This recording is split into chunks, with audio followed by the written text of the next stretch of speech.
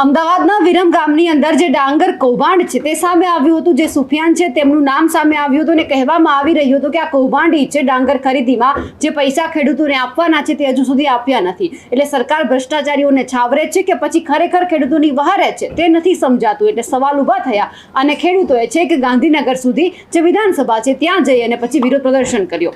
નમસ્કાર, નિર્ભય ન્યૂઝ સાથે હું છું રિદ્ધિ।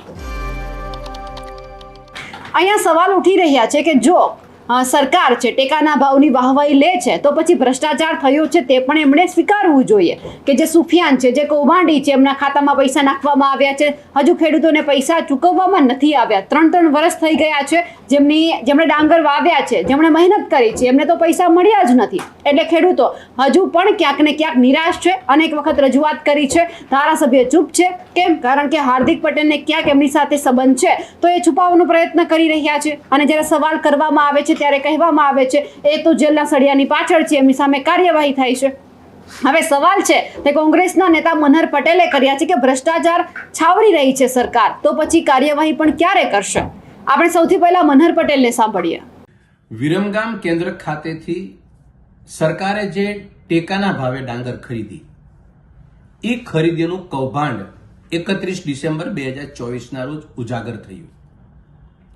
ગઈકાલે વિરમગામ કેન્દ્રથી જે ડાંગર ખરીદાણી સરકારે ખરીદી એ ખેડૂતોને પૈસા નથી મળ્યા।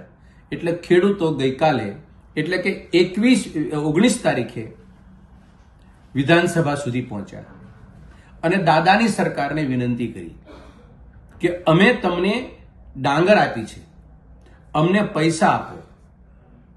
દાદાની સરકારે અમારી સાથે દગો કર્યો છે એવું સ્પષ્ટ એને કીધું। કોઈ સુફિયાન મંડલી નામના ભ્રષ્ટ લોકોના મોઢા જોઈને વિરમગામ દેત્રોજને માંડલના ખેડૂતોએ ડાંગર નથી વેચી, માત્ર ભાજપાની સરકાર ઉપર ભરોસો મૂકી અને ડાંગર વેચી છે અને ભાજપાની સરકાર એને ડાંગરનો ભાવ આપતી નથી, એના નાણાં ચૂકવતી નથી। એક બાજુ ડાંગર ખરીદીની વાહવાઈ લૂંટવી છે તો બીજી બાજુ એના ભ્રષ્ટાચારની જવાબદારી નથી લેવી। ભારતીય જનતા પાર્ટીની સરકારમાં જેટલી ટેકાના ભાવે ખરીદી થઈ, કોઈ પણ જણસ હોય એમાંની એક પણ એવી ખરીદી નથી કે જેને ભ્રષ્ટાચારનો અંજામ ન આપ્યો હોય, એમાં એફઆઈઆર ન નોંધાણી હોય, એની અંદર કઈ બીજું ત્રીજું ના બન્યું હોય, એસઆઈટી ના નિમાણી હોય।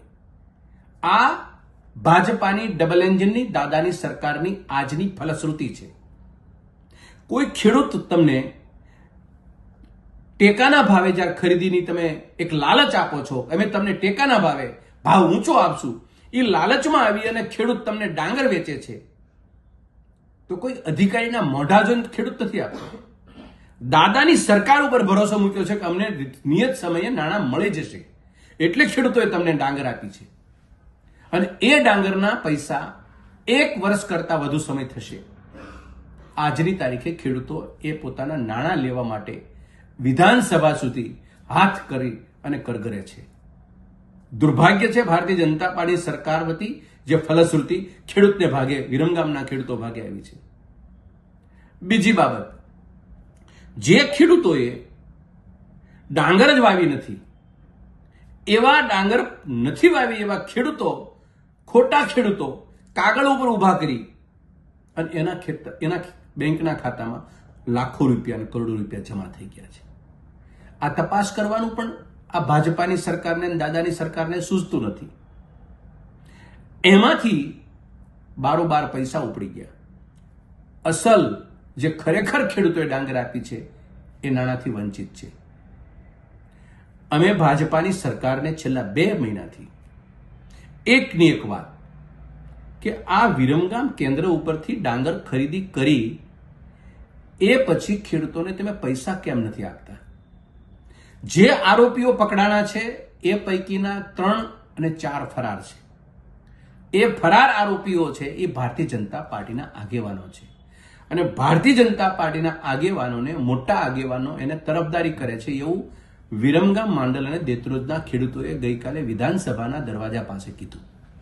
છતાં પણ આ ભાજપાની સરકારમાં બેઠેલા તંત્ર અને સરકારી મિશનરીને શરમ જેવી કોઈ ચીજ નથી। અમારી ફરીને લાગણીને માંગણી છે જે ખેડૂતોએ તમને ડાંગર આપી છે, વેચી છે, એને તમે પૈસા આપો. અને જે ખોટા ખેડૂતના ખાતામાં પૈસા જમા છે એ ખાતાનું સંશોધન કરો. એને પૈસા ઉપાડીને કોને આપ્યા હતા એને પણ સંશોધન કરો અને તમામ ઉપર પોલીસ ફરિયાદ દાખલ કરી અને એના ઉપર સખત કાર્યવાહી કરો. અને બીજી બાબત, જે ભારતીય જનતા પાર્ટીના આગેવાનો કોણ સાથે આ ભ્રષ્ટાચારને અંજામ આપવા માટે જોડાયેલા છે એ તમામ ઉપર ફરિયાદ દાખલ થાય. મનહર પટેલે પણ સવાલ ઉભા કર્યા છે, પણ એ દરમિયાન ગઈકાલે આપણે જોયું હતું કે વિધાનસભાની બહાર ખેડૂતોએ વિરોધ કર્યો હતો, તેમને પોલીસ સ્ટેશન લઈ જવામાં આવ્યા હતા. કેમ? કારણ કે જે ડાંગર ખરીદીમાં કૌભાંડ થયો છે, વળતર ચૂકવવામાં નથી આવ્યું, એટલે ખેડૂતો નારાજ છે. એમને લઈને આજે જ્યારે હાર્દિક પટેલને પૂછવામાં આવ્યું કે સુફિયાન ક્યાં છે, કેમ કોઈ કાર્યવાહી નથી થતી, તો શું લૂલો બચાવ કર્યો છે તે સાંભળીએ.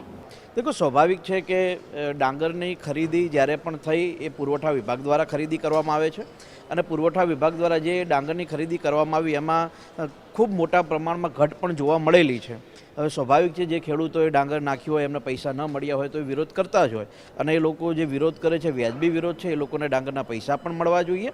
અને જે આરોપીની ધરપકડની વાત ખેડૂતો દ્વારા અને સરકાર દ્વારા કરવામાં આવે છે એ આરોપીની ધરપકડ ગઈકાલ રાત્રે જ વિરમગામ પોલીસે કરેલી છે અને મને ચોક્કસ ભરોસો છે કે યોગ્ય તપાસ કરીને ખેડૂતોને ન્યાય આપવાનો સંપૂર્ણ પ્રયાસ પણ થશે. હવે જોવાનું છે કે આખા કૌભાંડમાં સત્ય ક્યારે બહાર આવે છે, ક્યારે જે આ સુફિયાન છે એ માસ્ટર માઇન્ડ એ છે કે પછી એમની હાથની પાછળ બીજું કોઈ પણ કામ કરે છે, કોઈ નેતા છે કે શું, એ પણ હવે ધીમે ધીમે ખુલાસો થવાનો છે. કારણ કે હાર્દિક પટેલે કહી દીધું છે કે એ હવે જેલના સળિયાની પાછળ છે, તો એ પણ જોવાનું છે કે હવે શું સત્ય બહાર આવે છે. અમારા અહેવાલને લઈને આપનું શું કહેવું છે કમેન્ટ કરીને ચોક્કસથી જણાવજો. સાથે જ અમારી નિર્ભય ન્યૂઝ ચેનલને લાઇક, શેર અને સબસ્ક્રાઇબ કરવાનું ભૂલશો નહીં. નમસ્કાર.